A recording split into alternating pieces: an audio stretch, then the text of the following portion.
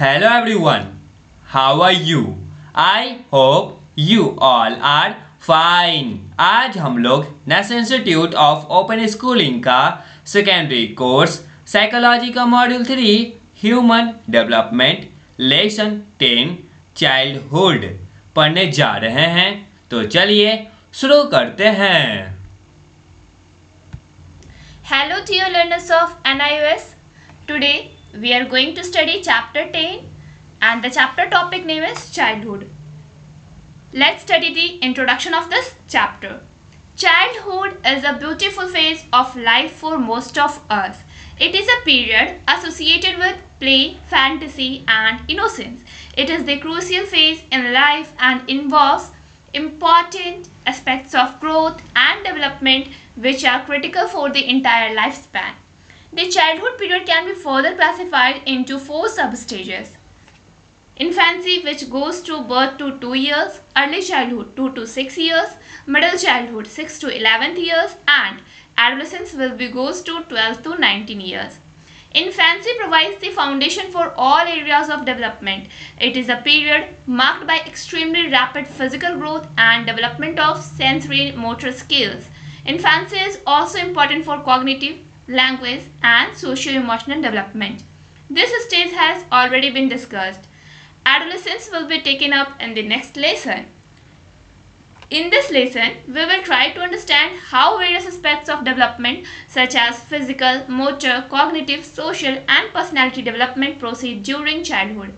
We will also study the socialization process during childhood in the cultural context. तो चलिए हम लोग इस इंट्रोडक्शन की हिंदी को समझने का प्रयास करते हैं कि आखिर ये जो इंट्रोडक्शन है वो किससे रिलेटेड और हमें क्या बताना चाहता है। चाइल्डहुड मीन्स बचपन। ये एक ब्यूटीफुल फेज होता है जो ज़्यादातर इंडिविजुअल होते हैं उनसे पूछा जाए कि आपका सबसे अच्छा या फिर बेस्ट जो फेज रहा आपका लाइफ का वो क्या है या क्या था, तो उनका जवाब आएगा चाइल्डहुड मीन्स बचपन। अब लोग बचपन को ही क्यों बोलते हैं कि हाँ ये सबसे ज़्यादा ब्यूटीफुल फेज उनकी लाइफ का, क्योंकि ये वो समय होता है जब बच्चों के ऊपर टेंशन नहीं होता है। छोटे छोटे बच्चे आराम से मस्ती में खेल रहे होते हैं और उनको अपनी बस स्टडी पे ध्यान देना होता है। No pressure for earning, no pressure for any type of competition. ये एक ऐसा पीरियड होता है जिसमें जो बच्चे होते हैं वो पूरे मस्त मगन होते हैं, खेलते हैं, एकदम मासूम होते हैं। ये लाइफ का क्रूशियल फेज है जिसमें ग्रोथ और डेवलपमेंट के अलग अलग पहलू जो इम्पॉर्टेंट है वो जुड़े हुए होते हैं और ये पूरे लाइफ स्पैन पे डिपेंड करते हैं। ये जो चाइल्डहुड पीरियड है इसे हम लोग 4 सब स्टेजेस में डिवाइड करेंगे। इन्फेंसी जब जन्म होता है और उससे लेकर के 2 वर्ष तक। अर्ली चाइल्डहुड ये 2 से 6 वर्ष तक है। मिडिल चाइल्डहुड 6 से 11 वर्ष तक है और एडोलेसेंट ये 12 से 19 वर्षों तक है। ये जो इन्फेंसी है जब बच्चे जन्म लेते हैं और वो 2 साल तक के होते, 2 वर्ष तक के होते, तो ये फाउंडेशन होता है ये पीरियड कि बच्चे का सब जगह से डेवलपमेंट हो सके। ये एक ऐसा पीरियड है जिसमें रैपिड फिजिकल ग्रोथ होता है और सेंसरी मोटर स्किल्स का डेवलपमेंट होता है।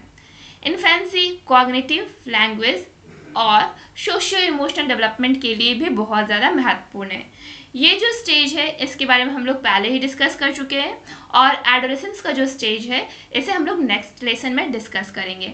इस लेसन में हम लोग समझने की कोशिश करेंगे कि जो अलग अलग पहलू है डेवलपमेंट से जुड़े हुए जैसे कि physical, motor, cognitive, social, personality development वो कैसे प्रोसीड करता है चाइल्डहुड के दौरान, और हम लोग सोशलाइजेशन प्रोसेस को समझने की कोशिश करेंगे चाइल्डहुड के दौरान का और कल्चरल कॉन्टेक्स्ट में। ये तो बातें हो गई साइकोलॉजी जो हम लोग अभी पढ़ रहे हैं। अगर इन सब से हटकर हम लोग अगर बातें करें तो जो ज़्यादातर कवि है उन्होंने यहाँ तक कि कविता की भी रचना कर डाली है कि काश मैं फिर से बच्चा बन जाता या फिर बचपन बहुत सुहाना होता। मीन्स इस तरह से उन्होंने कई कविताएं रची हैं। क्यों? क्योंकि उनका भी यही मानना है कि ये जो बचपन है ये बहुत ही ज़्यादा कीमती है हर एक के जीवन के लिए। अभी आप बच्चे हैं तो आप इस स्टेज को एंजॉय कीजिए विदाउट एनी प्रेशर। चाहे वो एग्ज़ाम भी क्यों ना हो, तो एग्ज़ाम के लिए आप पहले से तैयारी करेंगे तो आपके ऊपर कोई प्रेशर तो बनेगा नहीं, ठीक है। तो आप इस स्टेज को क्या कीजिए, एंजॉय कीजिए। फिर धीरे धीरे जब आप बड़े होंगे आप कंपटीशन लेवल पे जाओगे तो आपकी रिस्पॉन्सिबिलिटी बढ़ेगी, आपके ऊपर प्रेशर पड़ेगा, तब तो आपको टेंशन लेना ही लेना है। तो फिर जो आप बाद में करने वाले हो वो आप उससे अभी अफेक्ट होकर के अपने लाइफ को क्यों ख़राब कर रहे हो। मीन्स पढ़ो और समझो बातों को, और ये जान लो कि ये जो चाइल्डहुड का जो स्टेज है वो हमारे लाइफ का सबसे इम्पॉर्टेंट स्टेज है। इसमें जो इन्जॉयमेंट है उसको मिस मत करो। बस यही कहना था। चलिए अब हम लोग आगे पढ़ते हैं। Section 10.1 physical and motor development in childhood. तो हम लोग देखते हैं कि किस प्रकार से चाइल्डहुड बचपन में फिजिकल और मोटर डेवलपमेंट होता है। While physical growth is extremely rapid during infancy, it is comparatively slower in childhood. As the child's body size, height, and weight increase, there are also changes in muscular and skeletal structure. This leads to development of several motor skills in childhood. The studies have shown certain universal trends in both physical and motor development. जब physical growth होता है infancy के दौरान में तो ये बहुत ही rapid तरीके से होता है, और ये किसके कॉम्परेटिवली स्लो होता है, चाइल्डहुड के कॉम्परेटिवली। मीन्स जो बच्चे छोटे होते हैं, जब उनका जन्म होता है वो 2 वर्ष तक के होते हैं, तो उनमें फिजिकल जो ग्रोथ होता है बहुत ही रैपिड तरीके से होता है, बहुत ही तेज तरीके से होता है। ये जो बच्चे का जो बॉडी साइज होता है, उनका जो हाइट होता है और वेट जो होता है वो इंक्रीज करता है। साथ ही साथ उनके मस्कुलर जो स्केलेटल स्ट्रक्चर होता है उसमें भी बहुत सारे चेंजेस आते हैं। इससे अलग अलग प्रकार के डेवलपमेंट होते हैं मोटर स्किल्स का चाइल्डहुड में। और ये स्टडी हम लोग को ये भी शो करता है कि एक सर्टेन यूनिवर्सल ट्रेंड्स है जिसमें जो बच्चे का जो फिजिकल और मोटर डेवलपमेंट होना ही होना है इस समय में। The sequence of physical and motor development is fairly uniform across different cultures, yet there are large individual differences. One child may walk at 10 months, while another may walk only at 24 months. The major milestones of physical and motor development in infancy and childhood are given in table 10.1. So, ये जो sequence है physical और motor development का वो fairly uniform होता है different cultures में, लेकिन यहाँ पे हम लोग इंडिविजुअल डिफरेंसेस को देखेंगे तो बहुत बड़ा फर्क भी होता है। कोई अगर बच्चा है वो चलना सीख गया 10 महीने में, वहीं जो कोई बच्चा है वो 24 महीने के होने के बाद चलना सीखता है। ये जो फिजिकल माइलस्टोन्स या मोटर डेवलपमेंट जो माइलस्टोन्स है इन्फेंसी और चाइल्डहुड का वो टेबल 10.1 में दिखाया गया है। Milestones of physical and motor development, चलिए इसको हम लोग देख लेते हैं। लिफ्टिंग चीन up while lying on stomach, means जब बच्चे पेट पे लाई करते हैं, पेट पे पड़े होते हैं, पेट की तरफ करके ज़मीन पे या बेड पे, तो उनका जो चीन होता है वो लिफ्ट अप हो जाता है। ये कब होता है? 1 महीने के दौरान। लिफ्टिंग हेड एंड चेस्ट, बच्चे हेड और चेस्ट को लिफ्ट करना कब सीख जाते हैं? 2 महीने के होते तब। रोलिंग ओवर, वो रोल करना कब सीखते हैं? जब वो 4 महीने के होते हैं। Picking up objects with palm without sitting with support, जो बच्चे हैं वो किसी भी चीज़ को अपने पाम से पकड़ना या बिना किसी सपोर्ट के बैठना कब सीखते हैं? उनमें ये डेवलपमेंट कब होता है? जब वो 5 महीने के होते हैं। Finger use of thumb and fingers, final use of thumb and fingers, वो अपने थंब और फिंगर्स को अच्छे से यूज करना सीख जाते हैं, उनमें अच्छे से ये चीज़ डेवलप हो जाता है। कब होता है ये? 7 महीने के जब बच्चे होते तब। सिटिंग अलोन विदाउट सपोर्ट, वो अकेले बैठ सकते हैं बिना किसी सपोर्ट के, ये कब होगा? 8 महीने के जब बच्चे हो जाएंगे। Standing with support, holding on to furniture, बच्चे खड़ा होना भी सीख जाते हैं। कब? जब वो 8 से 9 महीने के होते हैं, लेकिन वो बिना सपोर्ट के खड़े नहीं होते, वो किसी चीज़ को, किसी फर्नीचर, किसी टेबल को होल्ड करके ही खड़े होंगे। क्रॉलिंग मीन्स वो रेंगना स्टार्ट कर देते हैं जब वो 9 महीने के हो जाते हैं। स्टैंडिंग इंडिपेंडेंटली, वो अब आत्मनिर्भरता से खड़े भी होना सीख जाते हैं। कब? 9 से 10 महीने के होते हैं तब। Taking few steps without holding on and walking holding on, अब वो कुछ कदम लेना भी सीख जाते हैं किसी चीज़ को बिना पकड़े हुए, वो चलना सीख जाते हैं। वो कब करते हैं? जब वो 12 से 13 महीने के होते हैं। Grasping objects with thumb and 4 fingers, वो किसी भी ऑब्जेक्ट को ग्रास्प करते थंब और 4 फिंगर की हेल्प से। ये कब इनमें इनका डेवलपमेंट होता है? जब वो 13 से 14 महीने के हो जाते हैं। वॉकिंग अलोन, वो अकेले चलना स्टार्ट कर देते हैं। कब? जब वो 15 महीने के होते हैं। रनिंग एंड क्लाइंबिंग स्टेयर्स, वो दौड़ना स्टार्ट कर देते हैं, सीढ़ियों पे चढ़ना स्टार्ट कर देते हैं। कब? जब वो 2 वर्ष के होते हैं। वॉकिंग ऑन टिपटो, वो टिपटॉप पे कब चलना स्टार्ट कर देते हैं? कब सीख जाते हैं? जब वो 2.5 वर्ष के होते हैं। राइडिंग अ ट्राईसाइकिल, वो जब ट्राईसाइकिल चलाना भी सीख जाते हैं, कब? वो जब 3 वर्षों के होते हैं। Throwing ball over head, walking down stairs with 1 foot to a step। वो क्या करते हैं, बॉल को थ्रो भी कर लेते हैं हेड के ऊपर, फिर सीढ़ियों से नीचे भी उतरना सीख जाते हैं। और ये कब वो सीखते हैं, जब वो 4 वर्षों के हो जाते हैं। कॉपिंग ऑफ कॉम्प्लेक्स फिगर्स, और किसी भी कॉम्प्लेक्स फिगर को वो कॉपी कब करना सीख जाते हैं, उनमें डेवलपमेंट कब होता है, जब वो 6 वर्ष के हो जाते हैं। Understanding of physical and motor development is extremely important as it provides the basis for the development of child's personality, social and emotional development. It helps establish emotional bonding between the child and the mother figure. It also helps mastery over the child's own body and movements.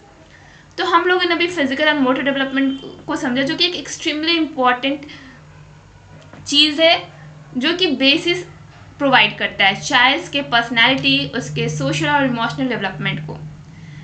ये establish करता है emotional bonding को किसके बीच में, child जो है उसके और उसकी माँ के बीच में।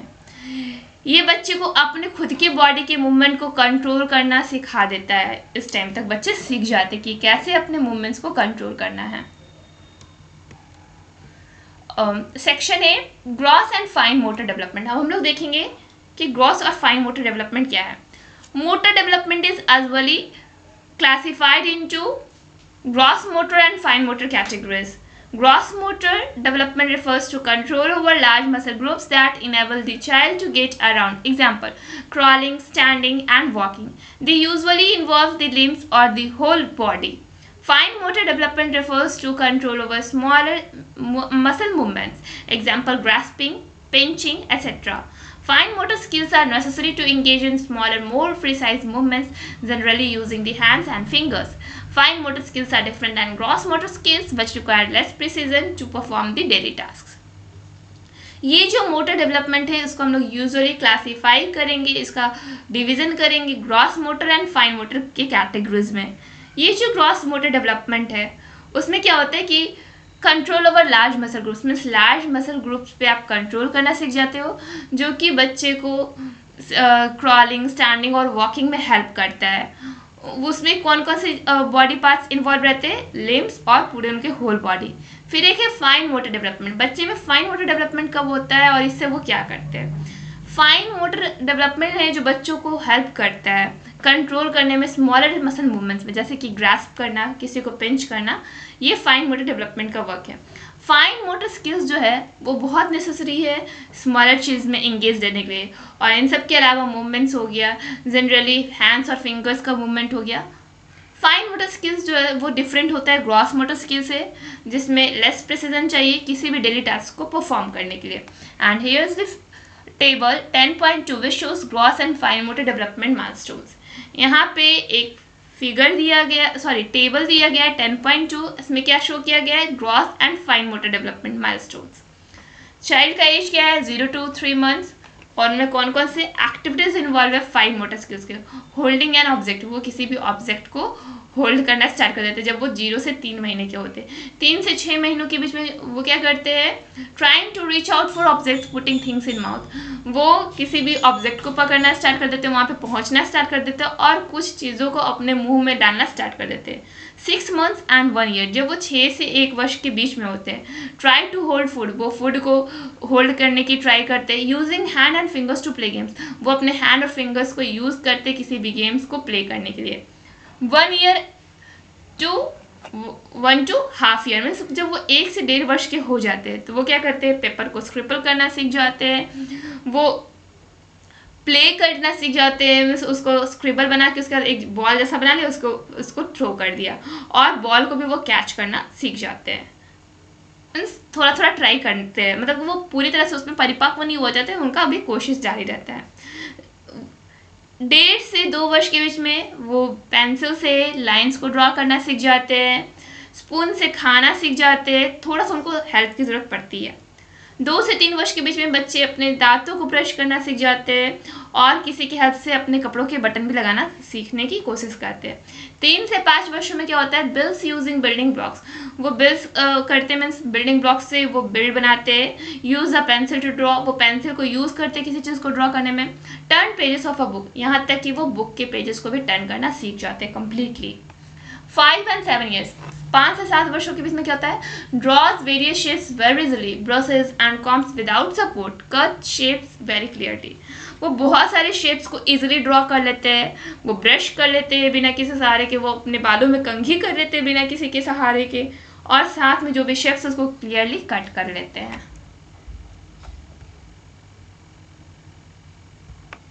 वेल, चैप्टर अभी कंप्लीट नहीं हुआ है. नेक्स्ट वीडियो में नेक्स्ट पॉइंट कवर अप होगा. तब तक के लिए इस चैप्टर को पढ़ने और समझने का प्रयास करें. That's all for today. Thank you everyone.